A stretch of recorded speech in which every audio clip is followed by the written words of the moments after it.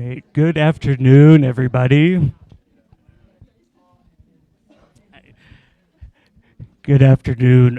My name is Joshua Rudnick. I am a board member for the South Dakota Humanities Council, and I'd like to welcome you on behalf of our organization, the producer of the South Dakota Festival of Books. Uh, uh, Before we begin here, we'd like to acknowledge first and foremost that we stand on ground of the Oceti-Sakowin, the Lakota, Dakota, and Nakota Oyate. We honor and appreciate the Indigenous people who have the longest relationship to this place. Today's program is called Missing and Writing About Missing and Murdered Indigenous People.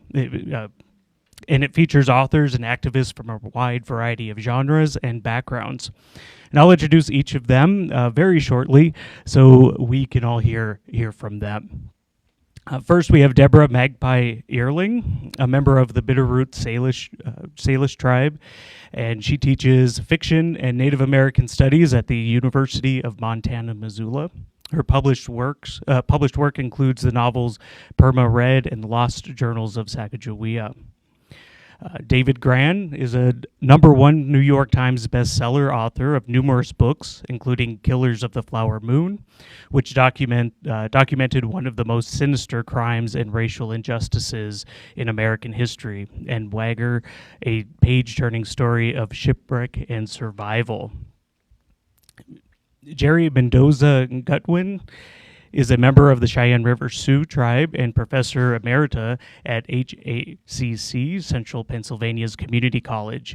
She has written 3 poetry chapbooks and created installations of erasure poetry focused on the Dakota 38 and MMIP.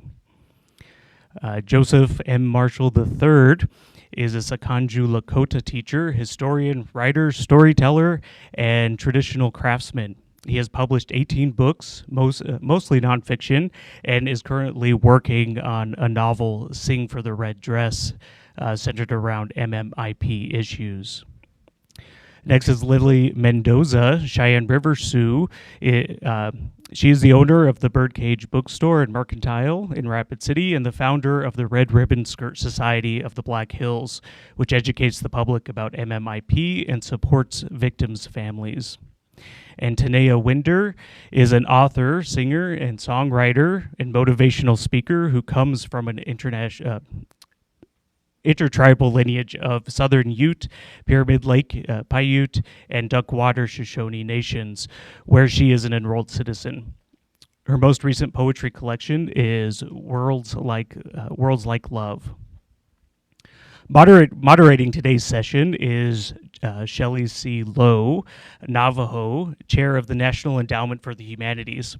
Under her guidance, the NEH is encouraging state humanities councils program through the United We Stand initiative. South Dakota Humanities Council exploration of issues related to missing and murdered Indigenous persons is supported by that initiative. So before we begin, I'd like to invite Joseph Marshall up to provide to offer a prayer.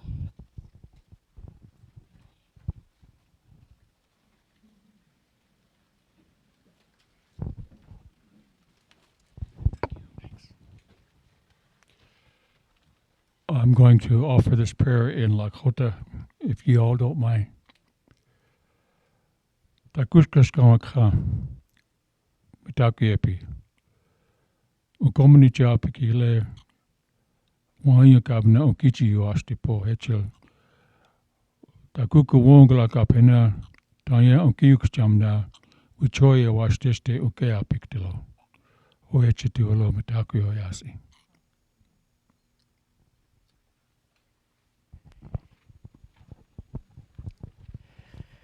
Thank you. And now I'd like to bring up Shelley Lowe to lead us in this discussion. Thank you so much. Good afternoon, everybody. Yat she shalilo inashia belagana nishle nanastasia touchini bashachi belagana dashache do traba dashanale lo kantia de nasha do Washington Dishagan. My name is Shelley Lowe. I'm Navajo. I'm originally from Ganado, Arizona. I'm chair of the National Endowment for the Humanities. We are a federal agency that grants humanities funding across the country, including to our State Humanities Council here in South Dakota. And I live and work in Washington, D.C.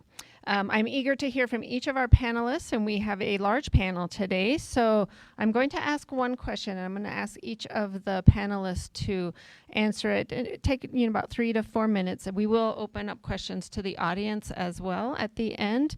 But I like to say in the work that we do in the humanities, and a lot of people try to think, what is humanities? What is that? What is that word? What does it mean? Well, the humanities are all the things that allow us to address difficult issues. These are the culture that we grew up in, the stories that we heard, the history that we do or do not know. And I often say that humanities allows us to pause, particularly when we're dealing with a difficult situation or a difficult topic. But the humanities is also what gives us the tools to deal with those topics and gives us what we need to move forward. And humanities is where we draw strength and where we draw courage. So I would like to hear from the panelists. First, please tell us a little bit about how MMIW, Murdered Missing Indigenous Persons, how that comes up in the work that you do, whether that's through your writing or whether it's through other work that you do. And what are the tools that you rely on to be able to do this work? And Tanya, I'll start with you down at the end.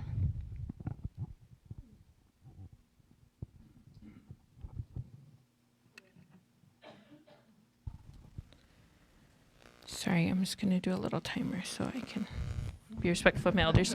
Good morning, everyone. My Knuneni at Snail Winder. For me, I came to writing about murdered and missing Indigenous relatives and people. As a poet, I feel like I write about what I'm asked to write about. And my sister is doing her PhD in London, Ontario, and they have the Highway of Tears. And I think they were just talking more about MMIW up there before I started hearing the narrative down here. And at the time, a PhD student named Loretta Saunders had gone missing, and it was the first time that the conversation could shift because there were all these stereotypes that it's only a certain type of woman or a woman who parties or drinks. And so when a PhD student was murdered, it was able to help them open up the conversation to see, it's not just the women who you think are being taken or being murdered. So I wrote a poem for them for that event. And then another friend who was doing work in Fargo, North Dakota, with a woman named Lisa who does a program on silent witnesses. She was doing a lot of programming about human trafficking near the Bakken oil well. So they invited me to come do some more poetry and share. And just the more I heard, the more I researched and the more we were asked to help with programming. So we helped support this initiative called Sing Our Rivers Red. And it was a huge march that we helped lead across the Red River, just in honor of the Dragging the Red and some of the things that our relatives in Canada were doing to support their efforts. And so we ended up doing a week-long programming of marches and just honoring other activists who'd been doing that work before. And part of it, we started curating this huge earring exhibit where we asked people to send in a single-sided earring to help represent the then amount that was reported, 1,181, which we know can be underreported and things like that.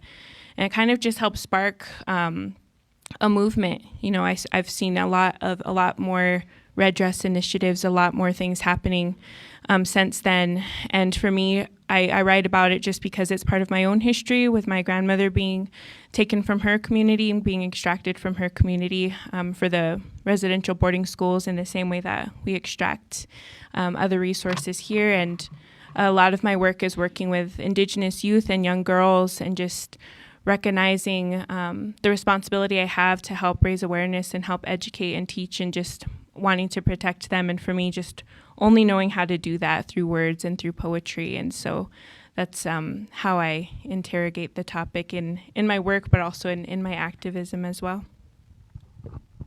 And tonight, what are the tools that you kind of turn to be able to do this work? Yeah, tools, I think always just trying to interact and engage with community. If I'm going to write about somebody then making sure I have the permission to write about that person. But for me, it's difficult to write about these things, and to always just remember that writing is, for me, is very much ceremony, trying to always ground myself in prayer, and to, like, I literally smudge and pray before I write, because I just ask that whatever needs to come through me comes through me. And I feel like that's been the most helpful tool is just grounding the writing in prayer or in ceremony. Thank you. Geri, would you like to respond as well? Yes, I'm Geri Gutwein, and I am a member of the Red Ribbon Skirt Society. My sister Lily is the founder of the Red Ribbon Skirt Society in Rapid City, and I became involved when I finally moved back to South Dakota, and I could have an active engagement in the Red Ribbon Skirt Society. And I've been really moved by the powerful stories that so many of the women have told about their families.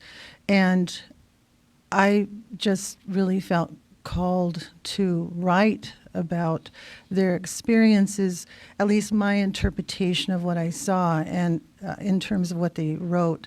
I had the opportunity last spring to lead a workshop on journaling as healing, because I really believe that writing has a really important place in the healing process. And as I went through that exercise of journaling with many of the women, I was really, really, really moved by the stories that they told, the stories that they were willing to share, and the courage that the mothers and grandmothers and other family members were able to tell about the loss of their loved ones.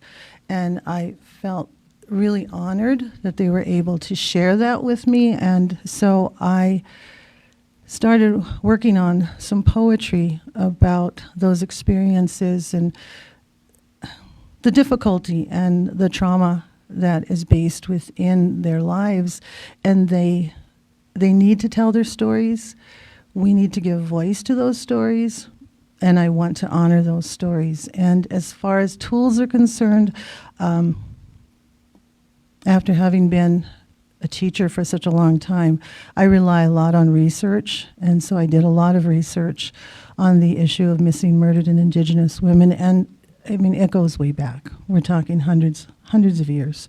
And so that's one of the tools, but mostly one of the tools that I use is just to listen and to think about what these powerful stories have to tell us. I'm Debra Earling. I was trying to think about the genesis of when you come to understand stories about murdered women in your family or missing women. And, I worked years ago as a public defender in the tribal court system. So I was a tribal court advocate. I was the first tribal court advocate. I was 18 years old. I dropped out of high school at 15. So I was like thrust into this position that was really overwhelming. And then years later, when I did get my education, I went to the University of Washington, and my mother had always wondered where her sister was buried, and she couldn't remember. She was too young at the time, and it was too traumatic, and her sister had been murdered, so she just didn't remember. And I remember going out to Camas Prairie, where these tribal allotments, because Indians had to eat, because we had to eat, they sold these tribal allotments for pennies, like really, a couple dollars. And on those tribal allotments were burial sites, graveyards. So we would spend one summer just going looking for my Aunt Louise, her grave.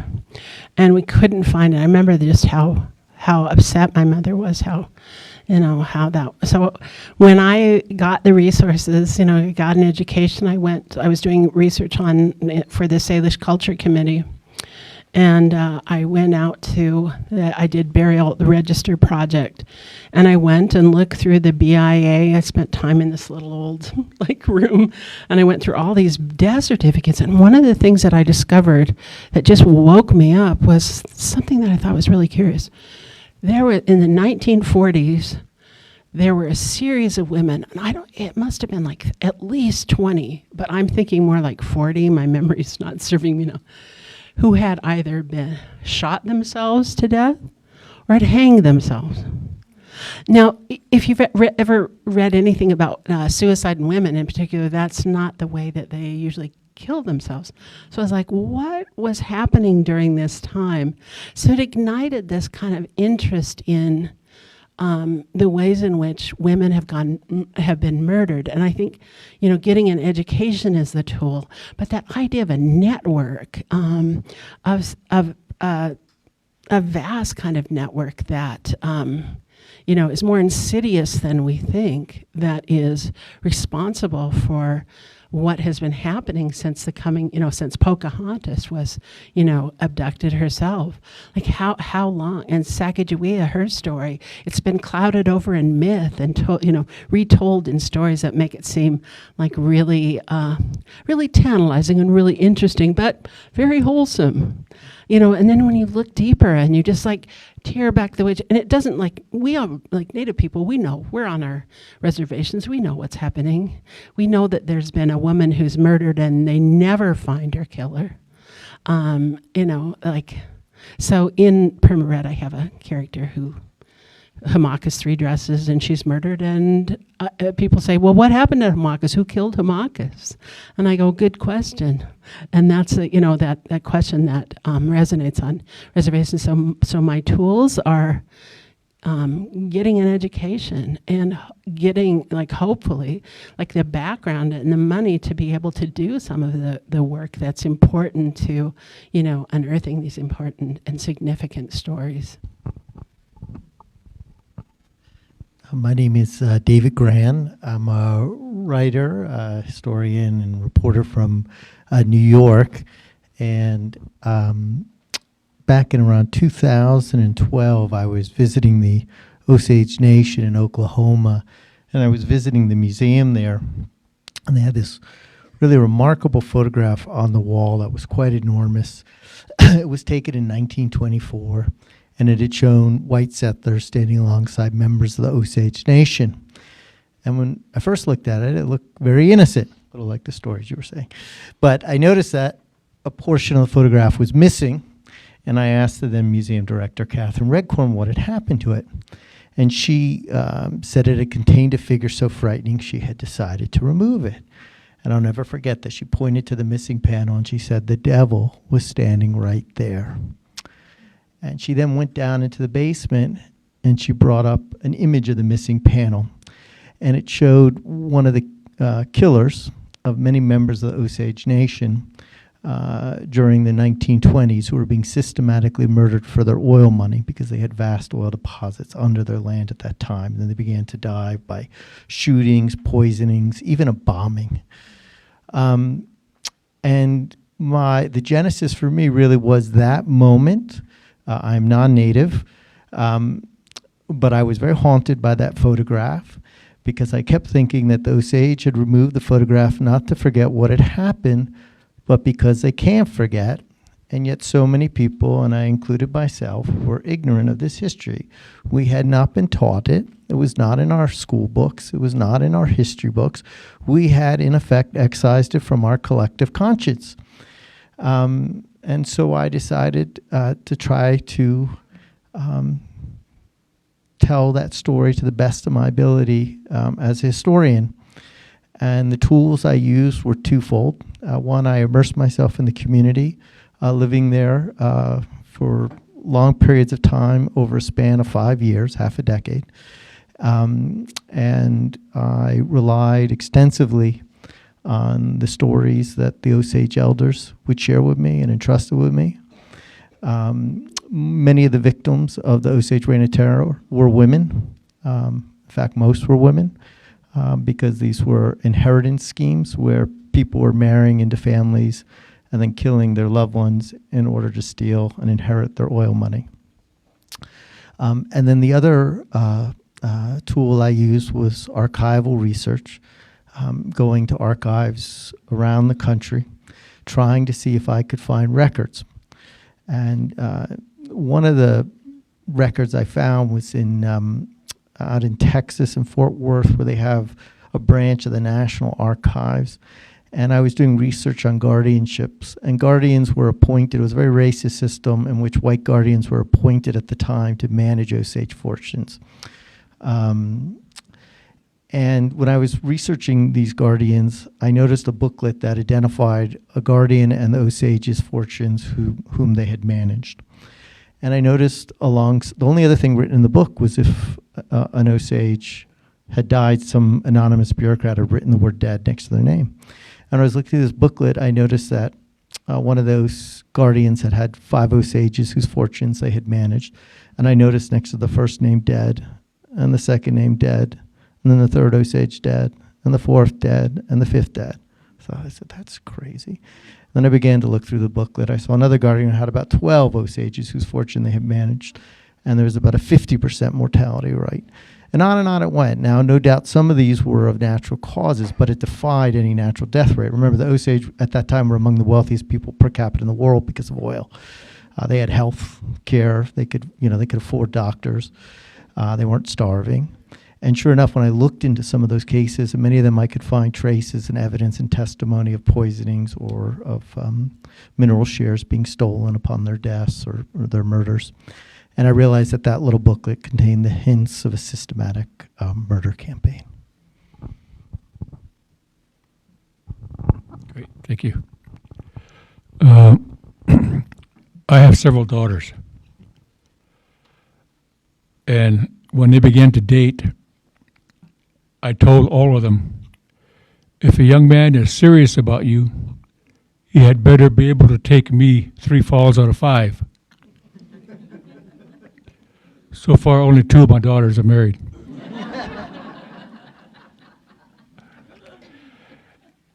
This issue of missing and murdered Indigenous women has been around far longer than you think. You've all seen Western movies, I'm sure, of the white trapper or some white male trading for a native girl. That never happened. I would never trade my daughters, any one of them, to any white man.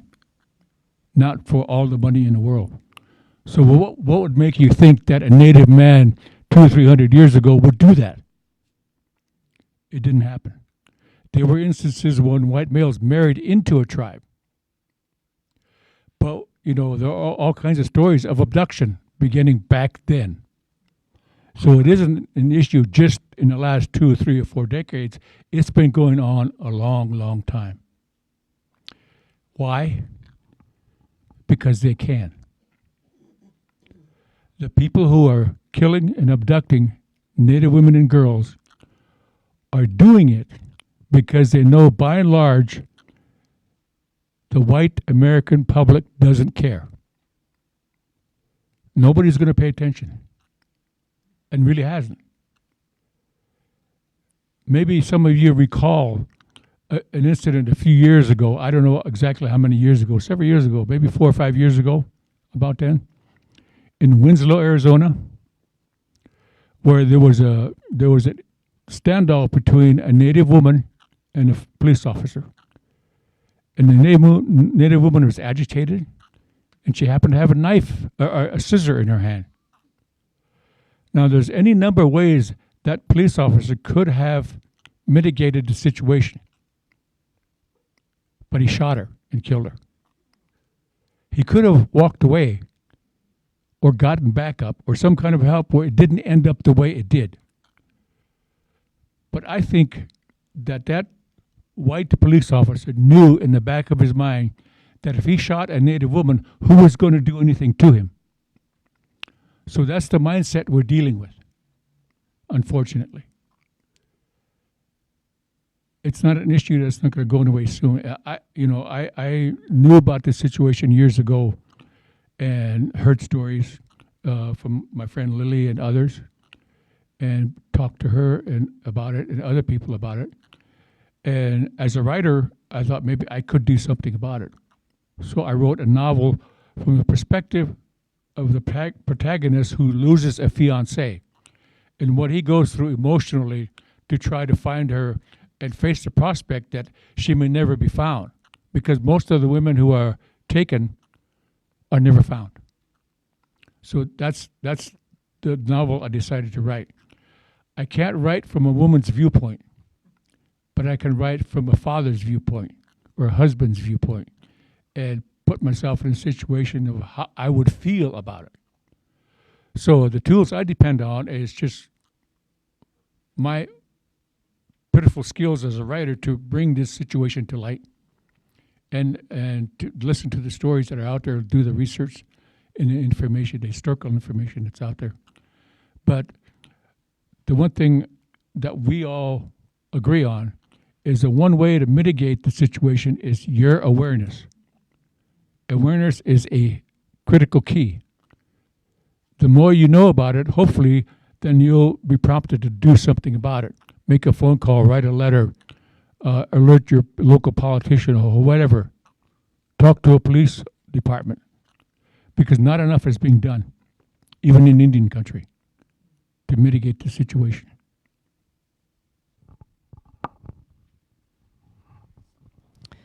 Thank you for those words, everybody here on the panel.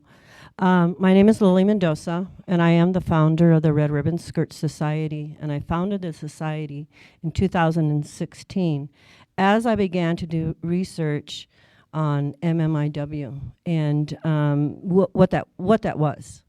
So I began to do research on that, and the more I did research, what I was finding was that, or what was happening to the families. What was happening to those families, to the mothers, to the grandmas, to the aunties? What was going on with them at this point? Okay, and so that was what we started to work on, is the process of grief and these families and the grief. And so what we did and what I did was started contacting those families. Sending them a message, calling them, and what we were finding was a lot of those families haven't been asked in many, many years, how are you doing? Okay. And they were a little bit like, who are you and why are you asking me this? Okay. So again, in community and with these families is building trust to be able to work with those families and work with them from an indigenous in a traditional way. Okay. And so that's the work that we started. And so that's why the Red Ribbon Skirt Society was founded, to do awareness and education, but also to work with those families in grief. And what I would like to do right now is recognize our society members. If you could just stand, please. I know that Wendy's here. Yeah, we have our families.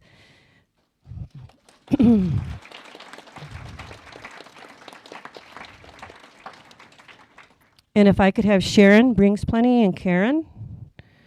I know Karen's here.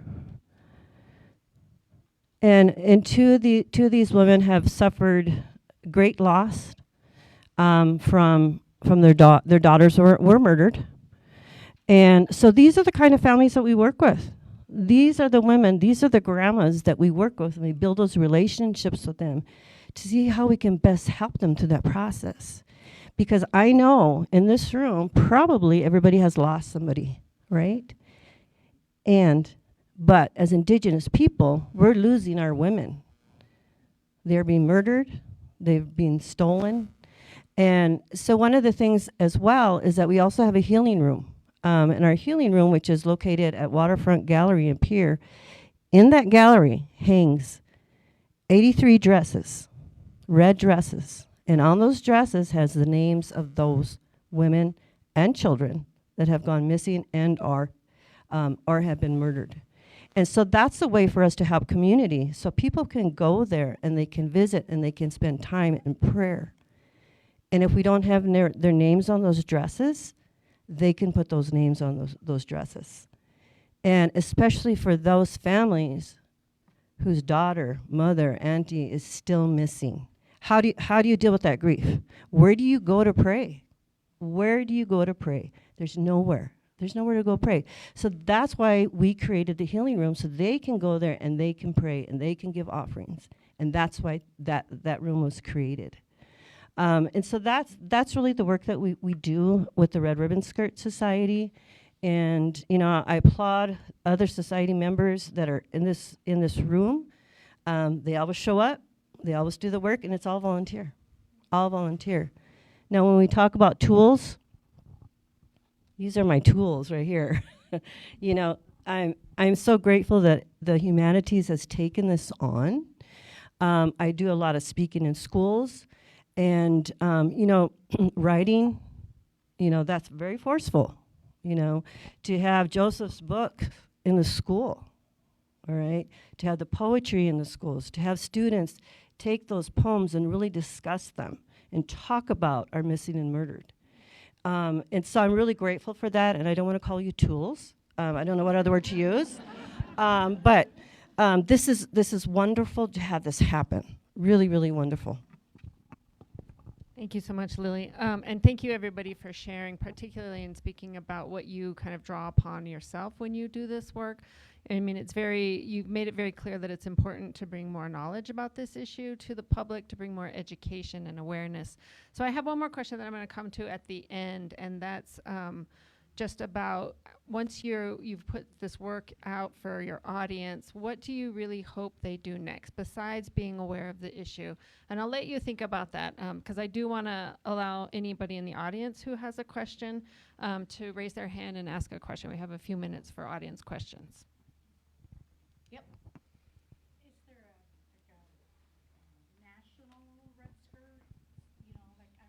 I work down in Nebraska on a Indian reservation, and I would love to have someone come in and talk at the school or, knowledge about statewide, nationwide. Right. The question is if there's a national red ribbon skirt network or society, and how can they bring it to their own community? Sure. And, we do a lot of that. We go into different communities and how to start a society. And I say society because we're not an organization, okay? We are not attached to any kind of state funding or federal funding because we know from history that doesn't work, okay? And so we really operate as a society. So I go and work in communities. And I don't tell them what to do. Every community is different. And how do you want to best spread the word and educate people within your communities? Universities, we go to universities and speak, do that as well. And kind of work with them to figure out how are they going to work in their community? How are they going to work with law enforcement? That's a huge issue, okay? How are they going to do that and do it in a good way? Thank you. Are there other questions from the audience?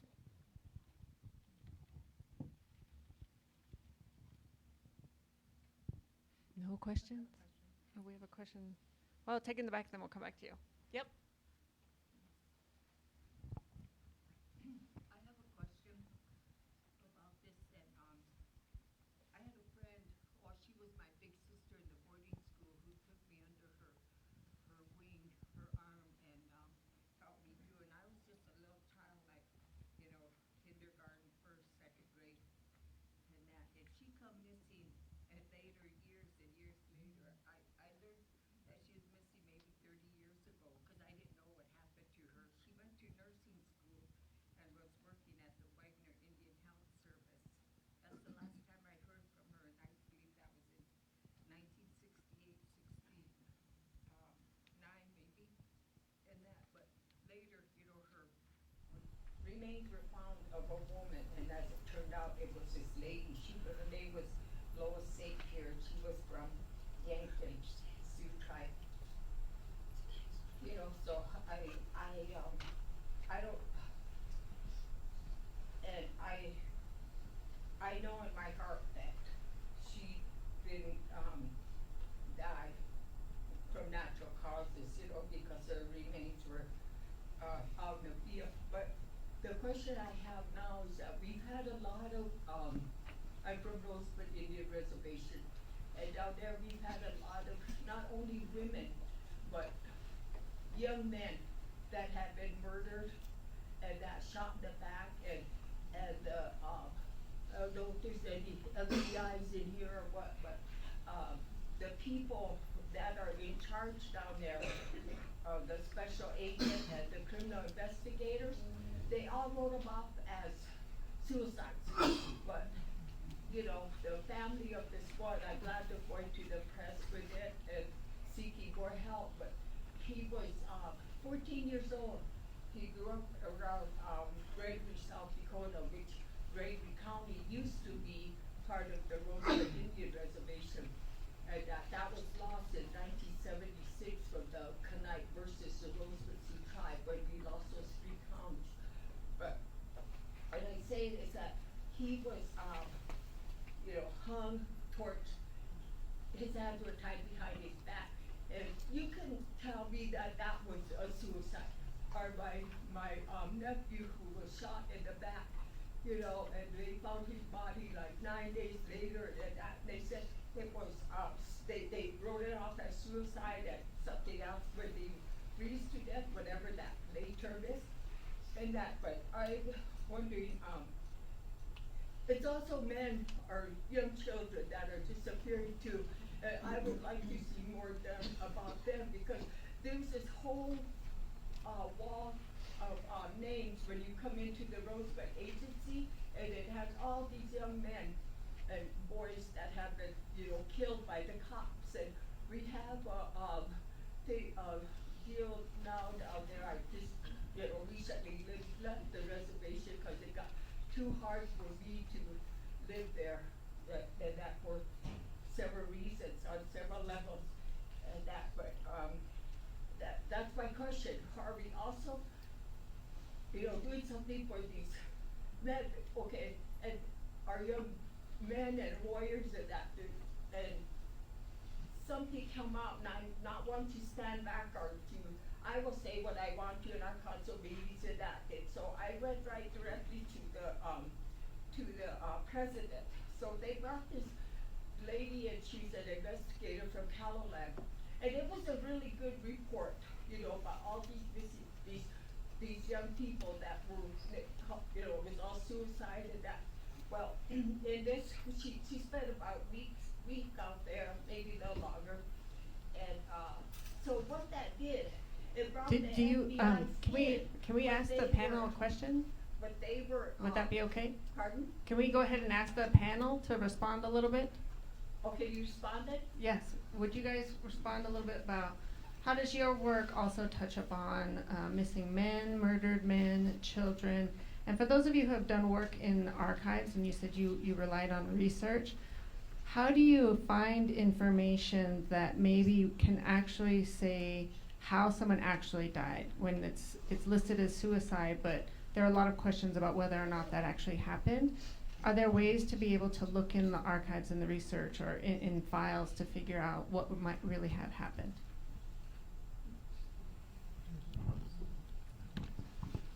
So in terms of that, certainly in the Osage case, which I researched, there were instances of young men who went missing and were killed as well.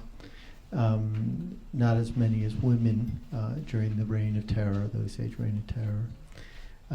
But the question about archives is just a really good one, because it was something that haunted me for so many years. For example, I mentioned that booklet.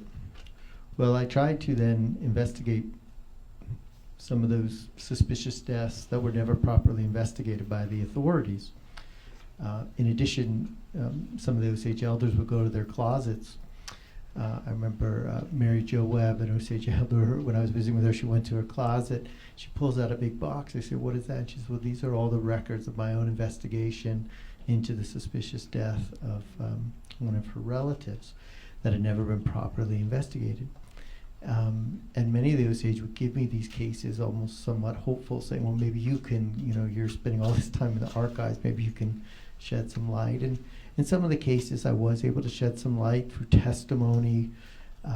Sometimes there were bits of evidence or strands of evidence scattered in the archives. Some testimony that maybe a private detective had collected. Maybe there was something in an autopsy that could give you some indication. But tragically, that was often not the case, because these cases were covered up. They were nearly a century old. The suspects were deceased, the eyewitnesses were deceased, the victims were obviously deceased.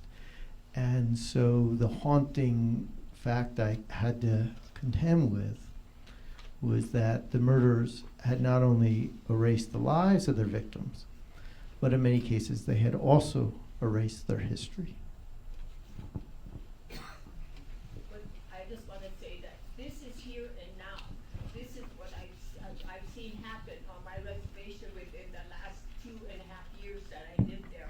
And when this lady came out from Caloland to do this report and interview, okay, that brought the FBI in. But the FBI sided with the corruptness that's on the reservation. And that's what still, it haunts me yet, because it's happening right now. And I'm just glad that these families have found press out there and they are working with them to get to the bottom of it. Thank you for bringing that up. These are difficult situations, particularly having conversations within your community, but having conversations with a wider audience and a national audience. We had one more question up here.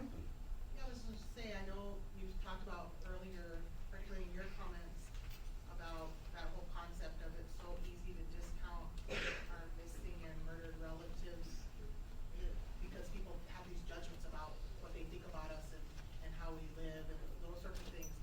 But I also, every once in a while I'll see a little cluster of reporting in the media when there's like a group of things that happen very quickly in a community or on a reservation or a couple reservations. But where I see it the most is on like Facebook, on social media. My friends constantly from all the reservations will be posting, this person's missing now, this person's missing now. What ways do you all think would be the most effective ways to use or interact with the regular media or social media and not just for awareness, but to actually do something about people who are actually missing? What do you think that could be done more than what we see right now?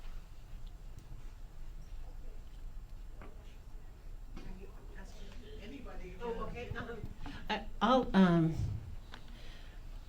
One of the things that I think about this issue, because if you look online and you look at all the different organizations that are addressing missing and murdered Indigenous women and persons, there's a whole network. There's money that's being poured into it, but I think there's some things that are really fundamentally need to change.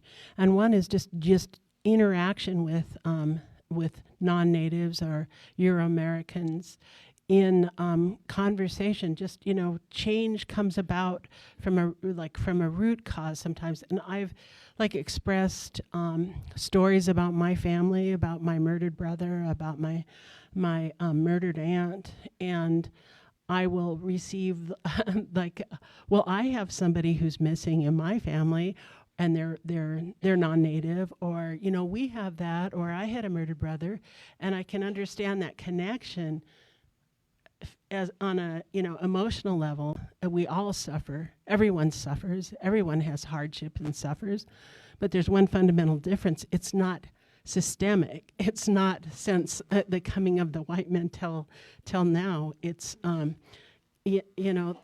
it's not the same. It's not the same story. So if you encounter, or you're talking to, or you're friends with Native people, and they tell you, I have a story, this is my story, it's really an ask for help, an ask to get this information out. This is my family. And it's not it's not a small deal. And I think that that's one of the problems that we really face. And we face that because, a lot of people look at me and they say, well, you don't look like you're Native, or you don't, and there's all those kinds of assumptions about, what my history is or who I am.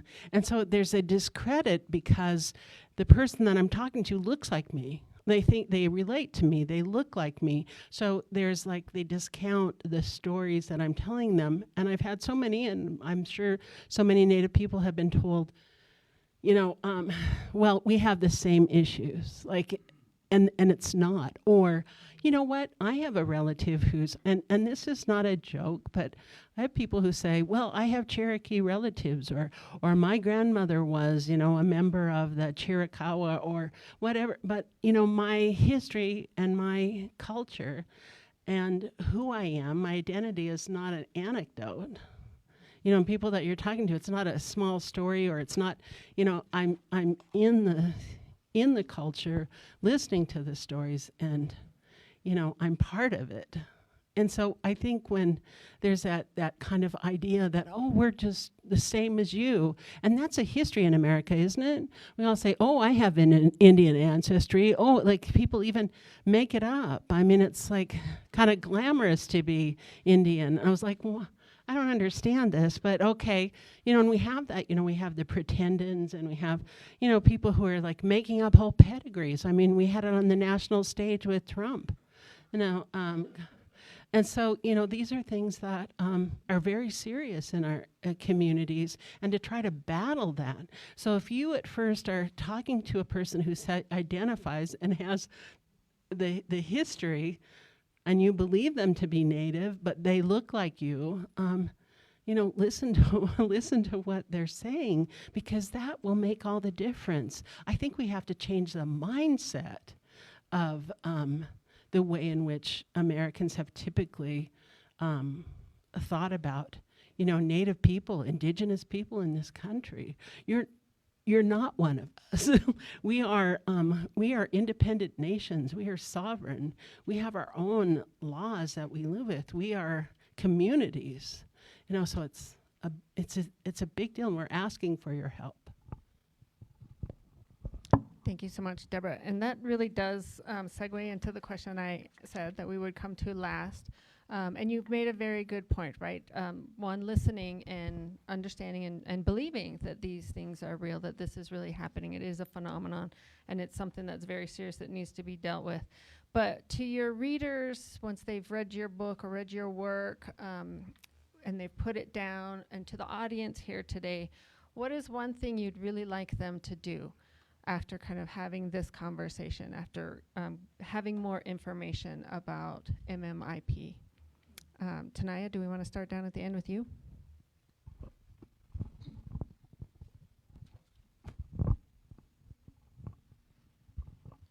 Yeah, I would say to be moved to action to help, whatever that means. You know, one of my friends whose brothers went missing, it was so hard for her because we would always see, we're living in Colorado, right? And when a white woman would go missing, we would always see her face on the news. It was always in circulation. And she was just like, why didn't my brother get that same like level of care? And so I think finding any way to advocate that you can, even if you think it's a small way, it can be big. You know, when my sister was in Canada, she broke her ankle, and the doctors were so racist because they're racist to Natives everywhere. But one of her white friends had to come to the hospital and talk to the doctors so that they would actually listen and do something. So, you know, you have a voice, and it's a reality that that voice is always going to be more amplified than ours, and to find a way to use that voice, not to co-opt that voice and to not to try to speak on behalf of other people, but to really just sit and ask and listen, like, what can I do either with my voice or with my body physically to help support and help raise awareness about all these issues? I would have to agree with Tanya. I think that one of the really important things to do is to have open lines of communication, be willing to listen, and think about how you can be an advocate and show your support. I think I've said enough, so I'm going to pass it over. I kind of feel the same.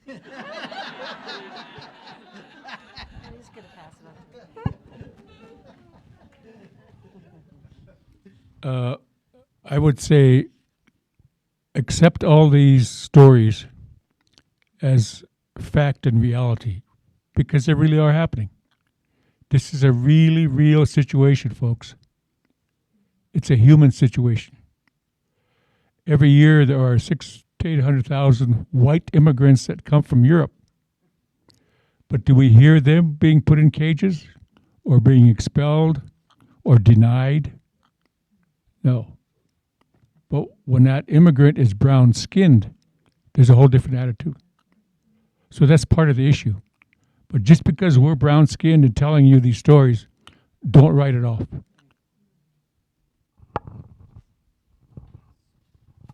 Yeah, I mean, the stories that we share, they're real, they're true. It's happening in your communities. And a lot of times what people don't want to hear it. They don't want to hear it because if they hear it, then it goes back to generations in their families. They don't want to, I mean, and maybe it might have been somebody in their family that committed those crimes. They don't want anybody to know about that, you know. And so I run into that a lot, you know. I mean, colonization, you know. Look how the people that came onto our land. That's when MMIW really started, you know. Our children in boarding schools. That's when MMIW really, really started. And I want to say missing and murdered Indigenous people, just not women. So that's when that stuff's real. You know, we have members in our family that were boarding school. We had members in our family that had, you know, gone missing, you know. The story I'd like to share with you is Mamie Jewett, elderly lady on Cheyenne River. She went out of her home to go to the store, buy groceries, and one of the little girls came running out, and she was only 6. And she said, "Grandma, can you get me something at the store?" And she said, "Sure, what do you want?" "I'll have some bubble gum." Okay. So that elderly woman got into a cab, a taxi, and was never seen again. Okay. They found her a couple of months later. A rancher out there on his horse saw a piece of material in the ground, and that's where she was. Somebody murdered her. Okay. Nobody paid attention. You know, cold case. This stuff is real, and it happens to our people. And so I guess the thing that I can say to you is pass the word. Let people know this is really, really real. This is happening. And in those things, I mean, have literature in your schools, in your libraries, and have those events around those sorts of things, around this issue, and share the stories. Because this is real stuff, you know, real. This is real. Thank you so much. I want to very special thank you to Tanya, Geri, Debra, David, Joseph, Lily. Thank you for coming here today to listen to these authors and speakers and listen to the work that they do and the important topic that they're talking about. Before we close out this session, I'm actually going to turn it back to Lily. She's asked to do something as we close out today. Something that we always do. And I hate to say a tradition, but you know what? It's become our tradition because of the murders and the killings of our women. Okay? But we want to honor them and pay respect. So if you have a MMIW, woman, person, child, two-spirit, transgender person that had been murdered or still missing, please call out their name. And we'll start that right now.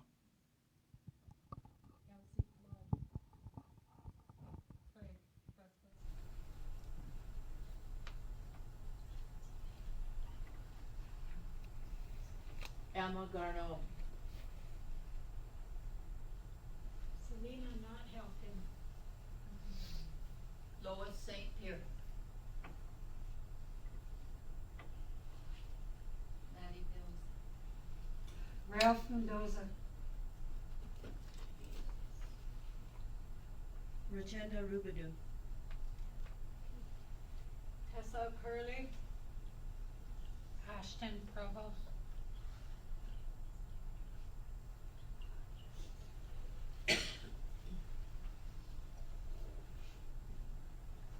Matthew Hawkins.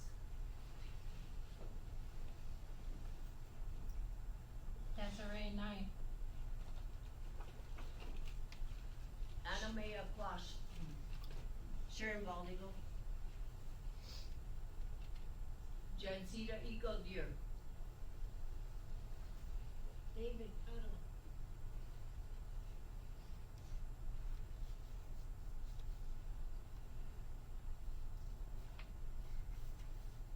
Louise Paul. Ernie Whipple.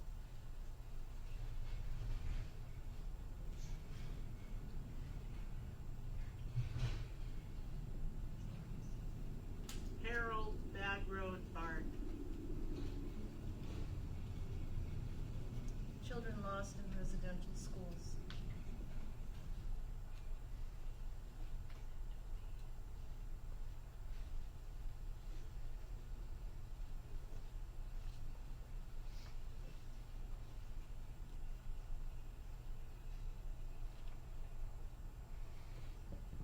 Thank you so much. Thank you for listening, and thank you for coming today.